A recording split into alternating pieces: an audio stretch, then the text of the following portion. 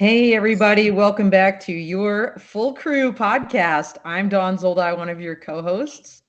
And I'm Mike Peel, your other co-host. We've got some great topics we're going to be talking about today, including repair robots in space, the FAA Reauthorization Act, soft robotics here on Earth used for surgery, and also the ongoing AI debate. So we've got some great guests to talk about these topics today. I'm going to start with Eleanor. Eleanor, tell us a little bit about yourself. Hi, yeah, I'm so happy to be here. Thank you. My name is Eleanor Nelsen. I work in strategic development at an interdisciplinary research institute at Virginia Tech. And we help build and support teams who are working in a huge range of emerging areas in technology and science, including drones. We're the parent organization for one of the 7 FAA designated test sites. And so we've been involved in a number of areas in research around drone integration. So thanks. Well, nice to have you. And we also have Petra. So Petra, tell us a little bit about yourself. Thanks very much. Very nice to be here. I'm Petra Prazakova. I'm the founder of Robotics Talent Lab. So we're a boutique talent acquisition firm that supports the innovation, productivity, and growth of North America's robotics ecosystem. We work primarily with technology-based companies to identify, engage, and recruit for expertise in robotics, autonomous systems, and drone technologies. Well, excited to have you here because we're going to be talking about all those things. We're going to be starting actually with robots in space. So Dawn's article. What's DARPA doing in space? Well, DARPA's doing a lot and they're partnering. So this is an interesting public-private partnership. I'm sure Eleanor knows all about those. And DARPA, for those that don't know, is the Defense Advanced Research Projects Agency. They're working with Northrop Grumman's Space Logistics and the Naval Research Laboratory in this partnership, where there's going to be this robotic vehicle that's going to be physically repairing satellites in space. It's part of this program called the Robotic Servicing of Geosynchronous Satellites program. So the plan is a launch in early 2025. And the way it works is the Naval Research Lab is actually developing the robotics payload, which is going to be 2 next-gen robotic arms, multiple robotic tools, cameras for navigation, the software, and all of these things. And they're chipping away at their various milestones. But the interesting thing is that Northrop Grumman is at Space Logistics is going to mate it on their own spacecraft. And this thing is called the Mission Robotic Vehicle, or the MRV. And they're funding this thing, and they're going to launch it on the SpaceX Falcon 9 into space. They're shooting for 2025, no pun intended there. And then there's going to be, this is like so crazy. There's going to be these propulsion jetpacks that are going to come off of this MRV thing called mission extension pods. And they're going to attach to the commercial satellites, and it's all going to work where it's going to repair all of these ailing satellites, which is really significant. By the way, it takes like 10 months just for the pod to get into orbit. So, this is a long-term project, but really interesting because there's so many commercial satellites in space, and they can really extend the lifetime of these things and also avoid space junk, which we've talked about on this show before. So I just thought this was a really cool article, a public-private partnership where there's like these robotic mechanics going to be launching up into space. Seems pretty complicated, actually. Yeah, it makes my head hurt a little bit. Eleanor, Petra, either of you want to ask Dawn a question about this? That's a fascinating idea. I'm curious if you see this kind of as the way forward for a lot of space exploration, where you take the existing infrastructure and equipment that already exists and then find ways to modify it or extend its life or upfit it. Because this is such an interesting area where it's hugely expensive to build these things, right? And space is a very unforgiving and very harsh environment. And technology in this area is developing really rapidly. And so I would imagine that there's a huge appetite for finding ways to use new technology to modify and extend the utility of old technology. Yeah, absolutely. I went to the space symposium a couple months ago. It was in Colorado Springs, which is my hometown. And what I found really surprising, because space is not something I usually dive into deeply. And so that was really my first time hearing some of the talks and seeing the technology and walking the floor and talking to some of these companies. There's this whole space economy that is bubbling. And I actually, Eleanor, just wrote an article for Military Embedded Systems magazine about all the different things Lockheed Martin is doing with regards to the space economy and all the different vehicles they're creating, not just satellites, but like what we're talking about here. So yeah, it's really interesting. And like I said, there's so many before, space used to be relegated just to government satellites, right? GPS, as everybody, well, maybe everybody doesn't know, GPS is actually 13 satellites that our US government put up, and that's what creates our GPS, right? There's other ones other countries have. But the fact that there are so many commercial satellites up there right now, that and when they time out, they just float around. And all you need is like we talked about this, Mike, before, right? Yeah. All you need is like a little pea-sized something flying in space. It goes so fast, it would explode that satellite, into a million different pieces. And then that's a big problem, right? So, so many issues in space right now, but to have a mechanic type robot that will fly up there and be able to extend the lifetime of some of these, I think is really going to be significant. Petra, any comments? Yeah, I mean, I just also think about the added complexity of this being an autonomous system, right? I mean, you think about first of all, I also want to make a quick comment about the Canada Arm. I mean, it's certainly done some incredible things for the International Space Station. I noted in the article that there's certainly that this autonomous arm is seems to have a lot more capability and different capability. I think it's really fascinating. I wonder from a regulatory standpoint whether there's any issues around autonomous systems in space. If it's just such a frontier out there at this point that it's not an issue as it is sort of in subsea systems and aviation systems. That's a great question. I honestly don't know the answer, but you're absolutely right. And you raised the really key point here. This thing is supposed to be operating autonomously. So the FAA also obviously has a big role in space here in the United States. And we're having a lot of issues when it comes to autonomous things closer to the Earth, like drones. So Right. I don't quite appreciate the autonomous nature in space, although, every time I think about it, you see the mission control people, right, at NASA, and they're in the big control room and everybody's watching this thing. I think there's a lot of autonomous features on rockets and the satellites that they put up there.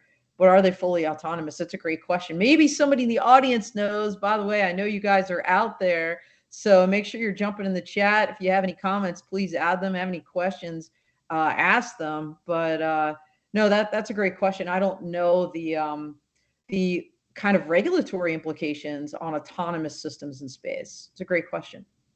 Do you know, Eleanor? No. No, I don't. And I think it's a great question too, because obviously we struggle with that a lot in the more terrestrial aviation sector. Yeah, I think once these things get in the orbit, they just kind of go.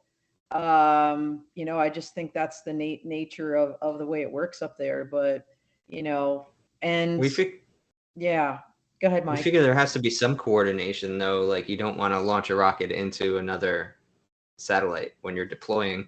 So yeah, I wonder how much these are handshake agreements, though. Or maybe that was part of the initiative of having Space Force. Is like, what do you mean we're just leaving them up there and anybody could get to them? But one thing about this plan is it sounds almost too complicated, given what I know about terrestrial robotics, and when you allow them to be autonomous and so on. I mean, the theory, it's like one of those things, like we have all those pieces and technologies, but that the timeline specifically is what gives me the pause, because even when you have all of the pieces, it takes a lot of testing, retesting, refinement and how do you test something that's so expensive to even get to the test bed, so to speak, right? Space is not cheap. It takes a lot of fuel to get there. Yeah, I was going to say, it was such a weird business that I found at the Space Symposium. There's a business that exists solely to clean the different parts of these vehicles before they go into space, because you can't introduce foreign matter into space. And so who would have thought even about that? So when you think about the complexity of these operations, something as simple that we take for granted of, just putting the robot together, having to like sanitize it to the point where it's not introducing foreign matter into space. I mean, we are afraid of like breeding aliens or something. Well, No, well, bacteria would be enough alien on its own, right? Yeah. If it was allowed to breed in an environment outside of Earth. So Elizabeth Pullen commented. She said, "It's more complicated than I can chat." Probably referring to your question the law about part. So Elizabeth used to work for me and with me in the United States JAG Corps. So hey, Elizabeth. No, but if there are regulations that make autonomy a little bit more difficult in space, just give us a yes or no, and then we can talk more later. But or send them over to Dawn, and then it'll end up in the newsletter. So there you go. Yeah, send it to me. Email me at dawn@p3techconsulting.com, and I will add it to my newsletter. That's a great point, Mike. Thanks. Yeah, that's why we got it now. Yeah. All right, we're going to be moving on to the next article, which is robots down here on Earth, used for really, I think, well, both the form factor and the use case are interesting. So this is Petra's article. Yeah, this was Eleanor's article, right? No, okay. Yeah, this one was Petra's. The squishy robots was Petra's article. Squishy Tell robots. us about it. Yeah. Yeah, it's so interesting. I guess first of all, I guess I'll share why I chose this article. I think that really I could have spoken about any aspect of robotics as it applies to transformative technologies, but I find soft robotics particularly interesting because it's an emerging field of robotics. That offer unique opportunities, right, in areas in which conventional rigid-bodied robots are not viable. As amazing those rigid-bodied robots are, as amazing they are in space as autonomous systems, they have some limitations, for example. So it's also has potential for some really significant positive impacts on society in so many ways. So, for instance, in healthcare or rehabilitation. So we'll chat about that as we kind of get into the article. But also, I love the fact that robotics or soft robotics researchers take so much of their inspiration from nature, right? They're really looking to replicate some of the remarkable abilities of natural organisms in terms of their adaptability and locomotion, sensing and autonomy to fabricate soft robots. So it's just such a very cool area. So that's why I chose it. And, when you talk about soft robotics being sort of made up of the squishiest stuff and approximating biological functions, I think that there's a really interesting paradox in robotics that says that it's really easy to train robots to do things that humans find difficult, like mathematics and logic. But it's really difficult to train them to do things that we find easy, like walking or picking up an object. And yeah, we know that humans are not born pre-programmed with an intelligent, set of intelligent behaviors. Like we learn to carry on conversation, move through a crowd, or fly an airplane. And we've developed this embodied intelligence by adjusting to constant feedback from our own bodies and from our by navigating our surroundings.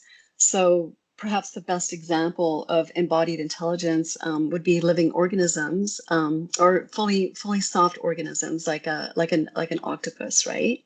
She can move, given her body, her shape, material, and her structure.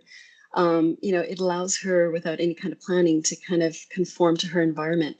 So, all that to say, so many robotics researchers have asked this question, like, why don't we put some of this embodied intelligence into traditional robots to create physically flexible bodied robots so they can interact freely and be used for delicate tasks while responding to unexpected situations in the real world. So, pretty fascinating area of science, I think. Yeah, so this was Harvard scientists used this liquid silicon rubber to develop the Octobot, which is the first ever soft autonomous robot. I don't know, I get kind of itchy when I think about autonomous being used for something, let's say, like surgery, but we use robotics in surgery all the time now. It's high profile surgeries and things of that nature. So I guess it's just, step one, right? Any questions from you, Eleanor? No, I think it's a fascinating topic. And one of the things, so, this is the kind of domain that is at the interface of more traditional, robotics, mechanical engineering, computer science, and then biology. If you're building things that are supposed to mimic human motions or interface with human or biological systems, obviously you have to be really well versed in how those work. And it's interesting because those kind of intersections, I think, are where so many of the opportunities for like really transformative breakthroughs are. And that's, that's the area where in our research institute, we kind of sit and we've provided seed funding for work like this. And it's challenging because researchers who want to do this kind of work are real visionaries. It's such fascinating, really, really, really cool stuff. But it can be hard from traditional funding agencies, traditional federal funding agencies, to get funding for research like this that's really interdisciplinary and really, really bold and ambitious, versus traditional disciplinary research where there's like a really long storied body of knowledge already. And so that's a challenge that we face in the academic space all the time, is trying to find a way to provide the resources that stuff like this that's so cool and so innovative really needs to get off the ground. So it's awesome to see things like this kind of make it out into the world.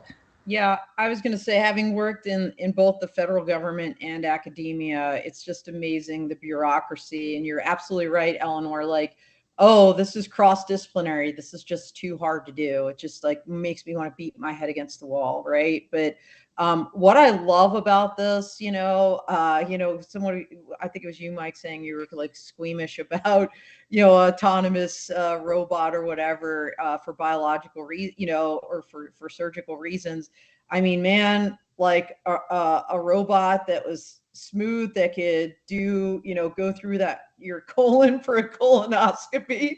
I mean, amen. I mean, sign me up, because I've had the other one more than once. And, because everybody's bodies are so different, and the tools they have right now are very clunky, and it's not a good day when you wake up and the guy's like, yeah, we had to jam that through. It's like, no. Okay, that I didn't need to know. But like having a squishy robot, and just think of all the different the different medical applications, but so many other applications too. They were talking about like, exo suits to facilitate recovery from injuries or strokes, prosthetics.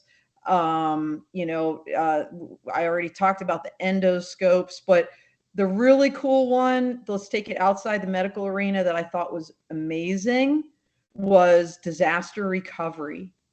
So we see drones being used, and even ground robots like, the spot dogs and things like this, post disaster, right? But imagine a squishy robot that could really get in between the rubble and help find people or pets. To me, that is just an amazing use case.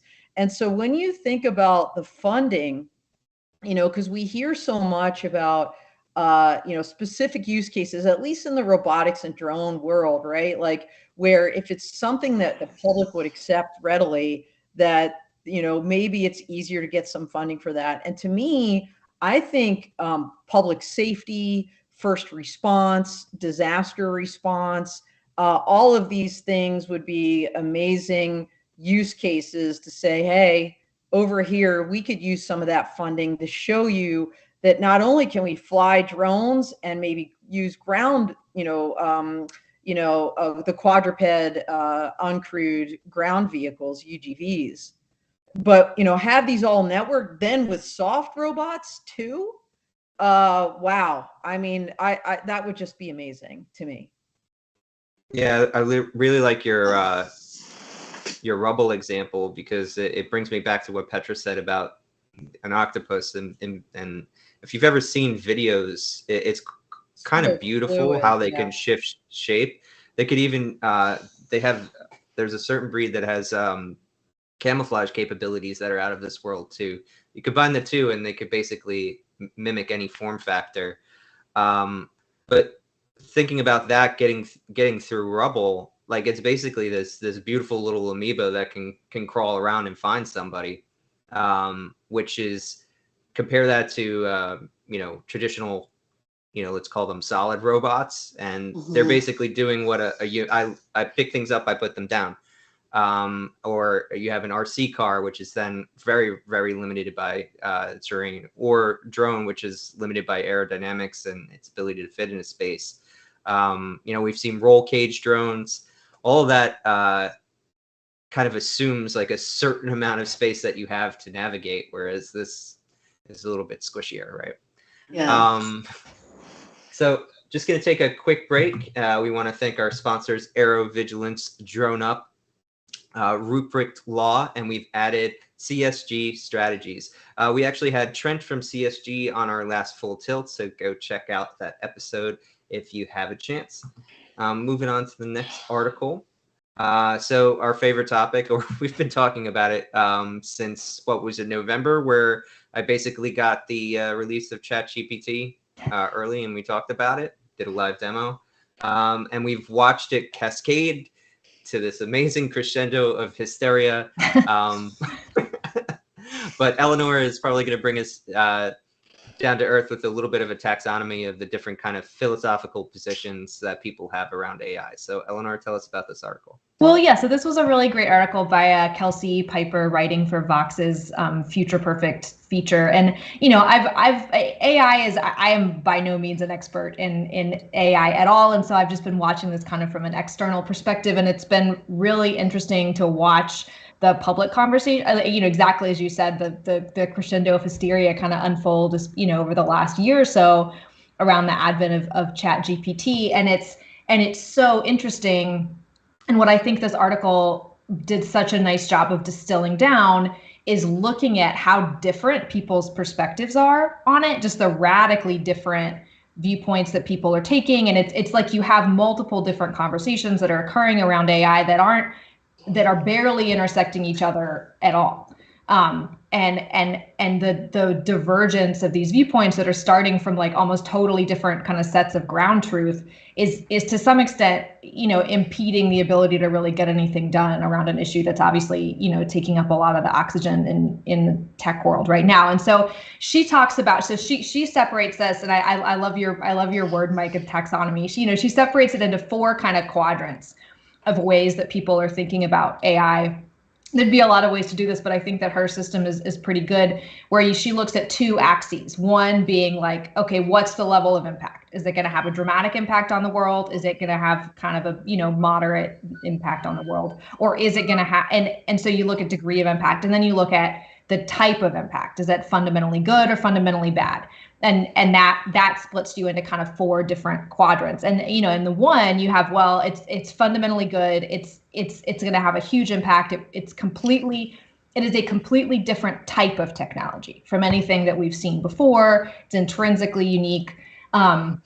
And it's going to have this, and it can make our world better in so many hugely important ways. So you've got, letters and blog posts from people like Bill Gates saying, well, this is going to revolutionize global health by providing resources to, places with traditionally very poor health networks, places in the global South, very under-resourced places, bringing health and medical knowledge and expertise to areas that otherwise wouldn't have them and are suffering greatly under these kind of health burdens. Or, AI being able to predict and mitigate the impact of climate change. This is a huge technology that can take some of the biggest problems we're now facing and fix them, or at least give us more tools to fix them. And then you have, again, on the huge impact side of the huge impact, side of the axis, but bad. You have some of the same people saying, well, this is going to end humanity. You had a couple months ago an open letter saying, well, this is, this has the potential to eradicate the human race.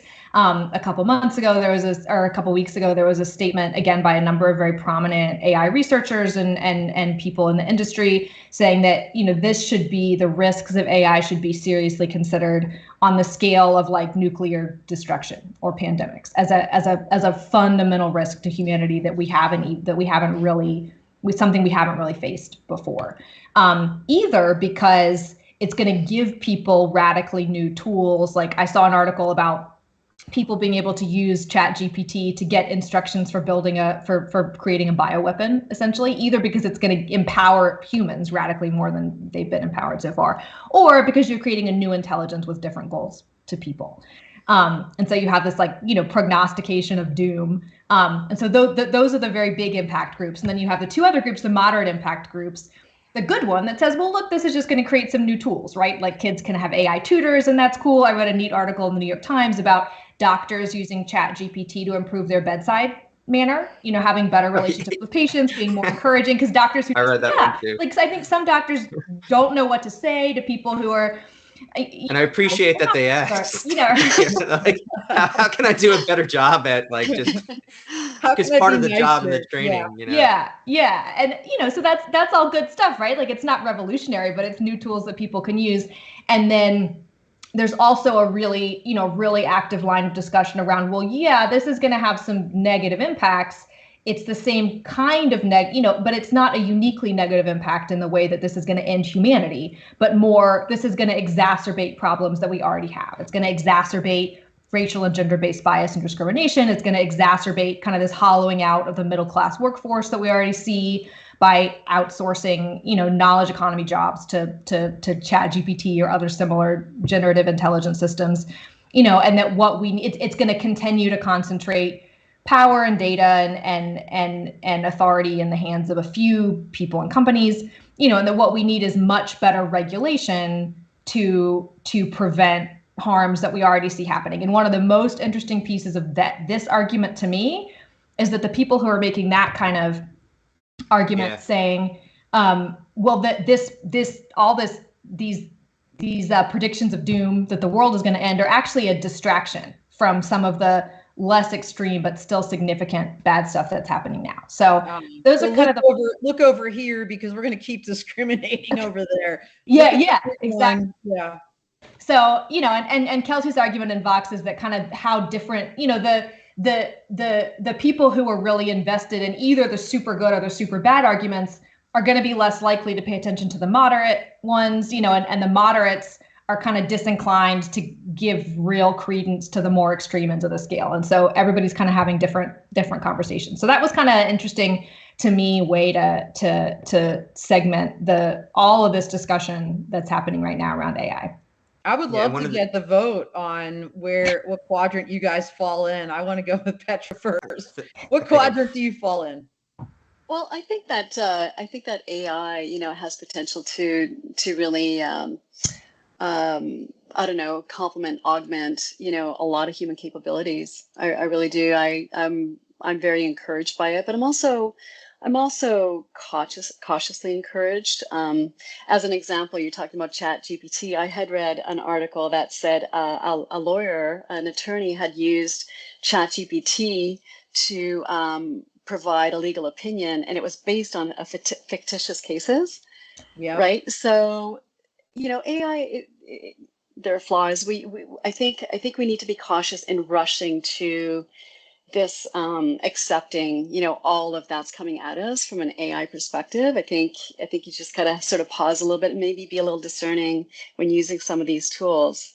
But for the most part, I think that, I mean, you look at it in robotics and autonomy, that alone, like in that realm, I mean, I think it's pretty brilliant what's happening with autonomy and drones and such. So I'm kind of a proponent.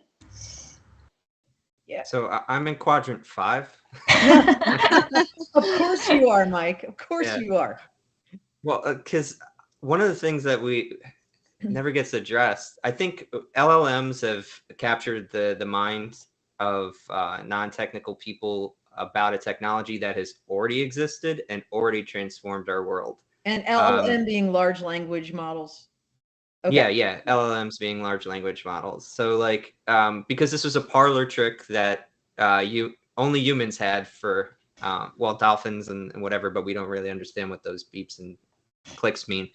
But it kind of just grabbed the attention of people in a way that I just don't think this technology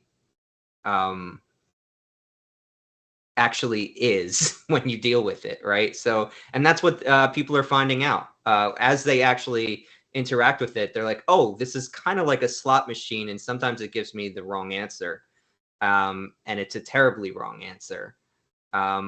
Whereas the successes are happening kind of along the lines where AI or machine learning model success already was, which was refining models to specific tasks. And we've had great success in that in computer vision. We probably already see it in our searches and in our social media feeds and how they serve us content. So I'm not expecting a political upheaval, anything worse than that has already been done by the AI that controls our feed. Just because it could generate words doesn't mean that the feed is going to get any better. Yeah. And so I'm not apocalyptic, but I'm probably closest to 4, I think, which is AI won't majorly transform our world because it already has, is my caveat. Super intelligent stuff is nonsense, but it will be good if we use it as tools. I don't know. I'm a little concerned, honestly. I'm sure you guys all saw the recent story that went viral on Twitter and a number of social media platforms where this lieutenant colonel from the Air Force was out there talking about some demonstration they had where the AI turned around and basically, again, simulated, not real, killed the operator, allegedly. Because the task at hand was to take out specific types of structures, and the operator was getting in the way of the task. And so allegedly the AI decided, well, this is my mission. You're impeding my mission, so you need to go. Now, the Air Force later, in fact, the individual himself came out and retracted that and said, oh, yeah, nothing to see here. That never really happened. But, having been in the Air Force as long as I was, which is like 25 years, I'm thinking, that kind of really did happen, because I find it really hard to believe that some like high ranking officer would be out there yammering about a project that never actually occurred. I don't buy it. And, if it actually happened, then I think people just needed to own that and say, oh man, we learned something on this one. But, think about that. And the problem with any technology, as we all know, it depends on who's using it and what they decide to use it for. So, the fact that, this could get into, rogue terrorists or, bad actors' hands, and what, can they get a hold of the nuclear codes? Like, what does that look like? Are we talking about Skynet? I mean, I don't think it's a big leap of the imagination. Sadly, Hollywood has been dreaming up horrific things that have actually occurred in real life. Hollywood and book authors, right? I think it was Clancy that had a 9/11 like scenario in one of his books where airplanes were flown into buildings like missiles. So, I think sometimes, fiction is very close to reality, and that does concern me. What are the bumper lanes? And even if you have them, can you really police that? I think is the concern, right? So I'm more on the it's going to be big. I just hope it's not going to be really bad camp. But that's just my personality. We don't know, right? But Yeah. I mean, people are concerned enough about the threats that they're talking about them and trying to figure out a way to mitigate them. So the historical example, or there's probably two. There is nuclear, which has the obvious effect of the scientists that helped the U.S. with their program all regretted it on some level because of what happened with the bombs. What was Oppenheimer? I Have Become Death. The movie's coming out too, by the way. I'm excited. Oh yeah, that's right. Yeah. But the other side about that is genetic research and things along those lines, where the science community had extreme apprehensions, thinking they were going to create the island of Dr. Moreau. But through constant conversation, we have gene therapies or better understanding of our heritage and who we are and where we come from. That some of us actually have some Neanderthal. I think that showed up on my my cousin found out she had some Jewish lineage, which we thought that was the WASPy side for people who aren't Long Islanders, white Anglo-Saxon Protestant. So these are cool revelations that was only possible because of mapping of the human genome. So it could go both ways, but definitely an interesting taxonomy. I think at least a sober one, right? So that was kind of cool. All right, final article of the day. Big topic for Dawn and I, maybe for you too also. But another FAA Reauthorization Act clears the House of Representatives. Package calls for more progress on BVLOS flight and drone integration. This is from our friends at Drone Life. Great write-up by, I'm assuming, Miriam. Yep, Miriam, I could see it. So why are reauthorization acts even something you should care about? Well, they set the budget for everything in aviation, or for the FAA specifically, and also kind of sets up the plan and roadmap for how the administration is going to be advancing the airspace or maintaining the airspace for, what is it, a 5-year, 6-year span, Dawn? This one is a 5-year package, and we'll see if it flies. No pun intended. Yeah, so they don't come around often, but they're extremely important. And what follows them is a notice of proposed rulemaking for whatever specific subcategory you're in. The last one for drones, I remember, set records for public comments. What is that? Remote ID, yeah, 50. Remote ID, yeah. Yeah. So BVLOS, I would expect would get something similar, but maybe not as much because it doesn't affect the the hobby base. But lots of other kind of cool things in this recent reauthorization. So the it's going to be 4 months where the FAA has to produce an NPRM. So that means we're going to get to a public comment period on BVLOS, or beyond visual line of sight flights, pretty quick. It's going to be another 18 months or 16 months after that for actual enactment. But I think everybody's been holding their breath in the drone industry for BVLOS since 2016, assuming that these things were right around the corner, even as we were complaining that the FAA wasn't doing enough about UAS integration. Other than that, I didn't really see anything pop out after this. Out of this, I tried to read all. I think it's section.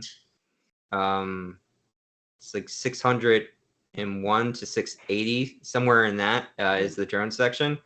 A lot of it was kind of stuff I've already seen before. The FAA has this authority for test sites and can hire people to do X, Y, Z. Universal UAS traffic management system, some advancements there, but nothing really killer other than BVLOS in my eyes. Anybody else get anything out of it? Well, I'll jump in here. And by the way, Petra's in Canada, and I did just see Canada pushed out a beyond visual line of sight rule like in the last couple days. So Transport Canada just did that. So once again, that was part of falling it too. behind. What's that?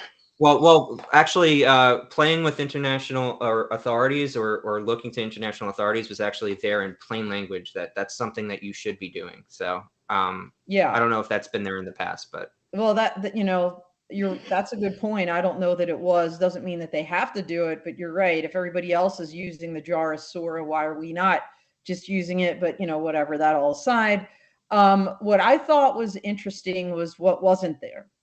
And what wasn't there are anything about the counter UAS authorities with regards to the Preventing Emerging Threats Act. So, that sunsetted.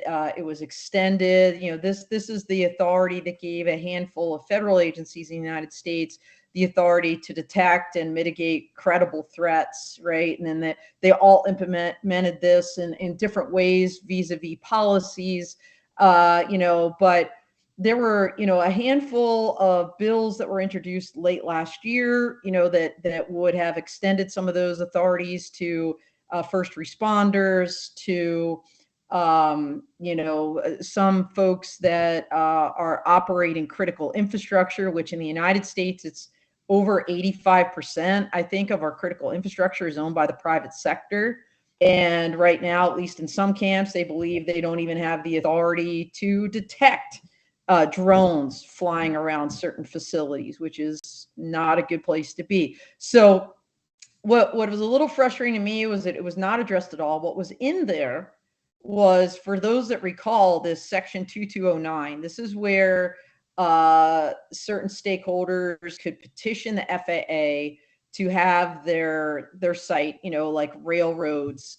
There were a number of enumerated sites in section 2209, and this was from the 2016 act that still has not been implemented to this day. This particular reauthorization act pushed all of those dates back, like, yep, we'll say 2028 or something like this is the day that, is the date where 2020, 2209 should be enacted, kind of thing. So I thought that was interesting. And there's another piece of this that I can't think of, but it, around the counter UAS part. But yeah, the Emerging Preventing Threats Act, they didn't touch it. And that's a little disheartening, honestly, because, again, I can't attribute this to a particular speaker, but my understanding is the FBI has a very small handful of people doing this work, and they can only support less than 1% of the requests at major events. So, I mean, seriously, when you think about, I'm surprised that they don't have the agents just, ready to handle this thing that they never had any infrastructure for to begin with. Yeah, I and if mean, you don't provide it or require it, why would they set it up? Like everybody's just going to keep doing their job as is if you don't. Yeah, I think even the folks that have this authority today, I think they're somewhat hamstrung in the policies that were put in place and how to execute that. Now, I know there needs to be, again, I'll use the term bumper lanes here, the right level of approval and things like this.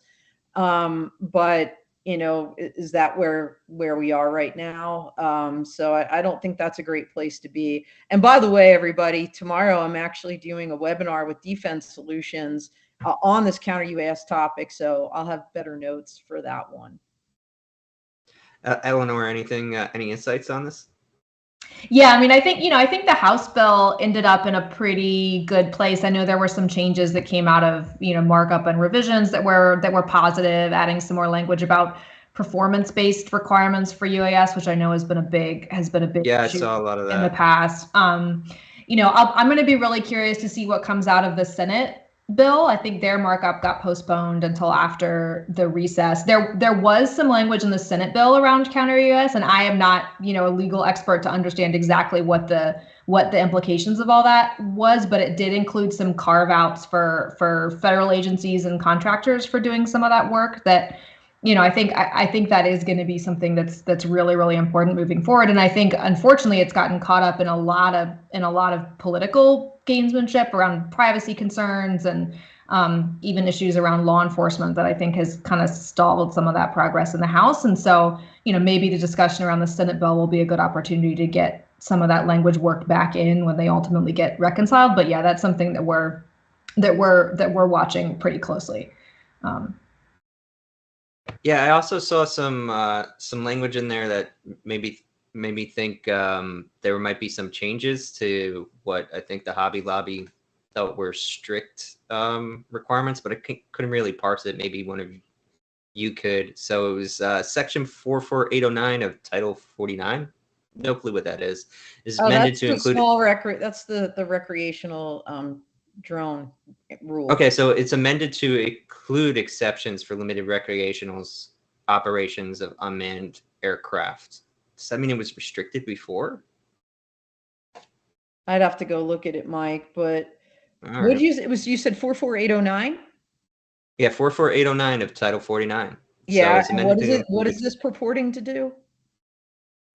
In Class G airspace, drones can fly from the surface up to a maximum of 400 feet. That's already there. And it's specified areas, which we already had. FRIAs.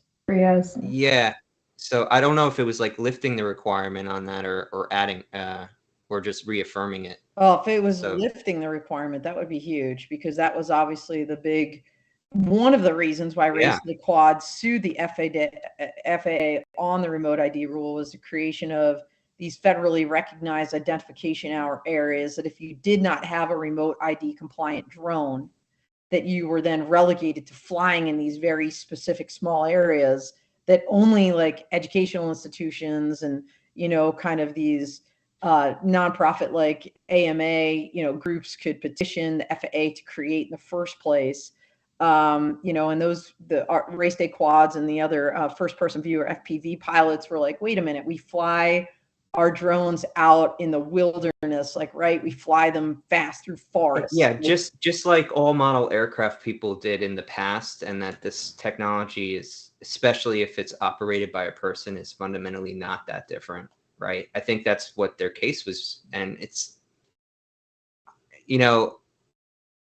as time goes on and we don't put any priority on CUAS, because the whole issue with why we needed to put these restrictions on in the first place was for safety, because we were going to paint the sky black with drones or white with drones, whatever.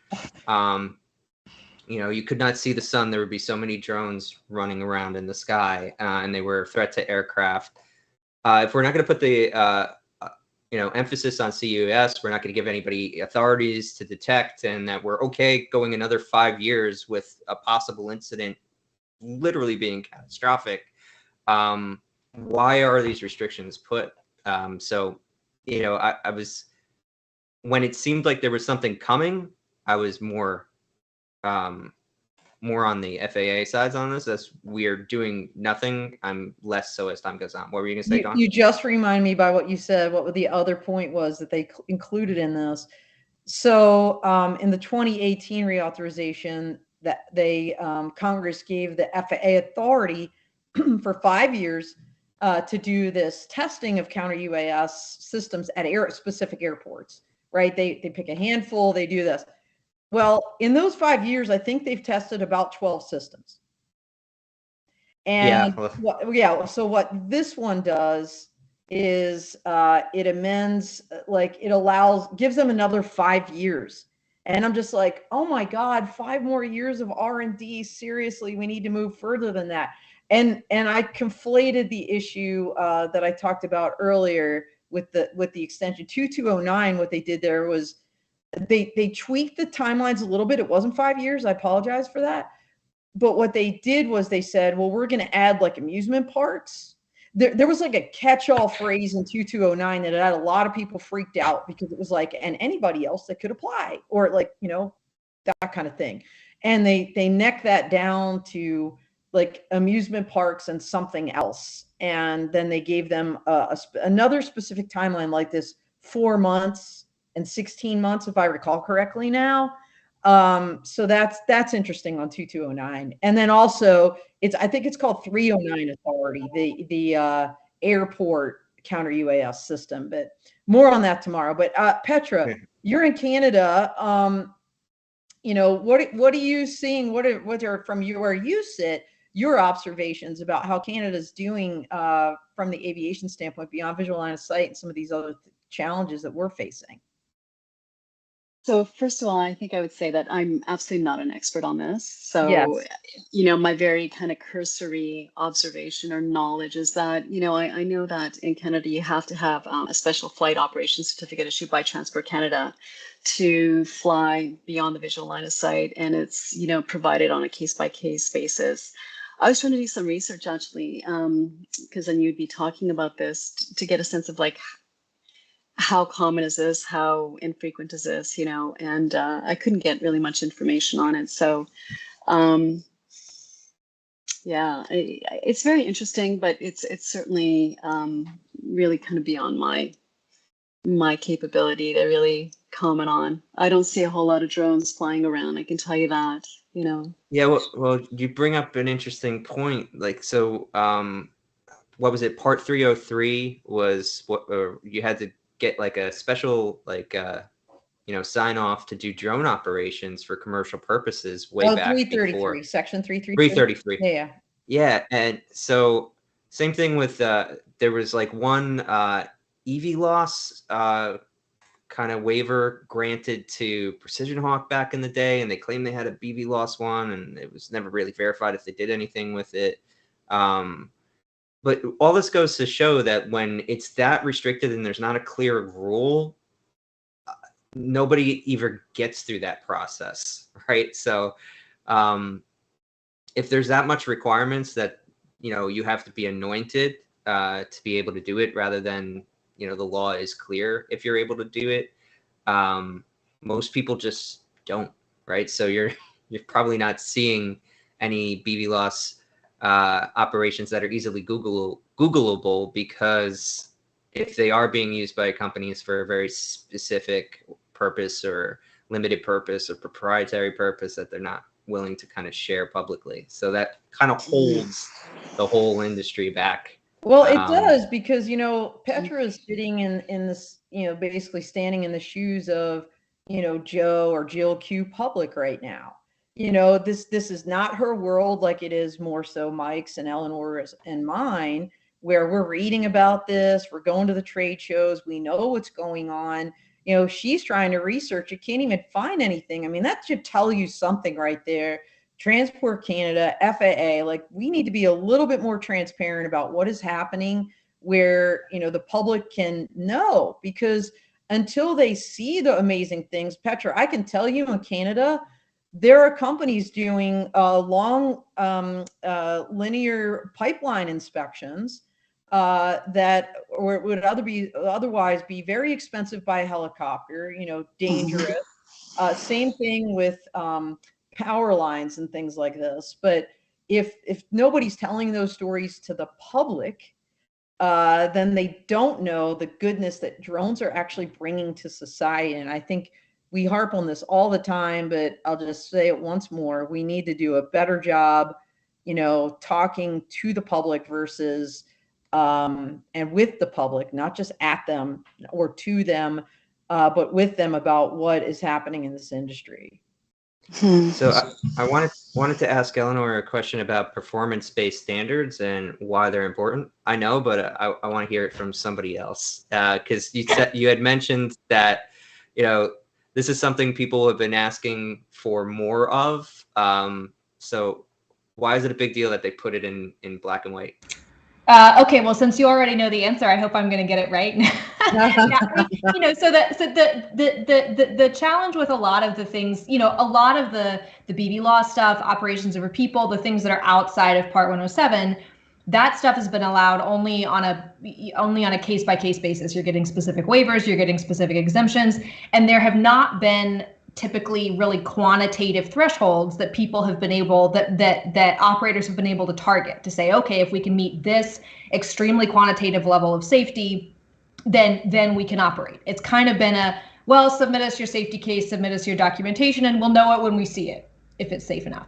And that, and that's not really a good operating environment for companies who want to know if they're going to be able to meet a specific target. And so I'll put all the money up. Yeah, right. Yeah, maybe it'll work. I don't know. And so just go out of business when you say no. Yeah, I'll do that. I totally understand. Obviously, the FAA is very interested in limiting, in maximizing safety and limiting liability. Our whole mission at the test site is to make sure that this stuff can be integrated safely. We would argue that in many cases it can be integrated safely. You can meet a very high level of safety. People just need predictability about what that level of safety is. I think they made some real progress here with the operations over people rule when they did lay out specific parameters based on injury severity that drones would have to hit in order to be able to operate over people. And then, if they set that safety threshold, then organizations like ours or like ASTM can come out with specific test methods and means of compliance that companies can use to reach those standards. Then you can make progress. Once you have that kind of system where you have a target and you have a way to meet it, then companies have something to design to. And then I think people that dramatically expands people's ability to move into this space and really see the benefits of a lot of the kind of the applications that you're talking about, Dawn, that can really have very positive impacts on people. But you can't get there unless you can do some of these expanded operations. So sure. And it really affects the entire ecosystem. Like when I work with the Drone Code Foundation as a contractor part-time, and those developers spend a lot of time trying to figure out, because there's limited resources. You think there's thousands of drone developers, there's less than that. And the ones that actually do it consistently at a peak level are even less than that, right? And if they don't know what they need to prioritize in terms of standards, they could get sideswiped with something like remote ID and then everybody has to kick it down the road, and then you have an entire industry that's out of compliance, and they're still selling these out of compliant things. So yeah, I think this is great. I know people have been asking for it for a long time, to have more performance-based standards, and to kind of require it of the FAA, I think is important. So good news step. Wanted to end with something positive, so that was it. I want to thank our guests, both Eleanor and Petra, for sharing great insights today. Also, thank you to the audience for jumping in. Also to our sponsors, which make the show possible: AeroVigilance, Rubric Law, CSG Strategies, and Drone Up. Thank you, everybody. Dawn, do we have anything coming up next weekend? Yeah, so actually this week we have Sharper Shape on the Dawn of Drones Wednesday at 9 a.m. Mountain, 11 a.m. Eastern. They are doing some of these inspections that I talked about, so check them out. I believe Finland-based and also big U.S. presidents working with Volatus Aerospace out of Canada. And then Thursday we're kicking off a brand new month. It's the end of June, everybody. Can you believe it? We're going to be kicking off a brand new month dedicated to this theme of innovation with Carasoft. And Lacey Ween is in charge of their robotics and autonomy line card and line of effort there at Carasoft. So join us in Clubhouse on Thursday with Lacey. I do want to say two things also real quick. Number one, Dr. Nelsen, she was very sparse in her bio there, was one of our Law Tech Connect scholars this year in Denver. And so we're continuing to push out some of that content. So next up in July is going to be the Counter UAS or Security Panel. So check that out. Stay tuned. Follow me on social to get those dates and sign up to get that exclusive content because it is private. And then the second thing is Petra is going to be on the Dawn of Drones in August. That's a month dedicated to building program success. And we're going to talk about that hiring process and the workforce development and talent management. So it should be really exciting. Looking forward to that. Yeah. Yep. Sounds like a packed schedule as always, Don. You're finally done from your big tour of all the conferences. Yes, for now. Next up, commercial UAV. Yeah, so we've got some time, and that's going to be a great show. So check out our friends there. Again, thank you to Drone Life for the great article on the FAA Reauthorization Act. And that's it for today. We are out here.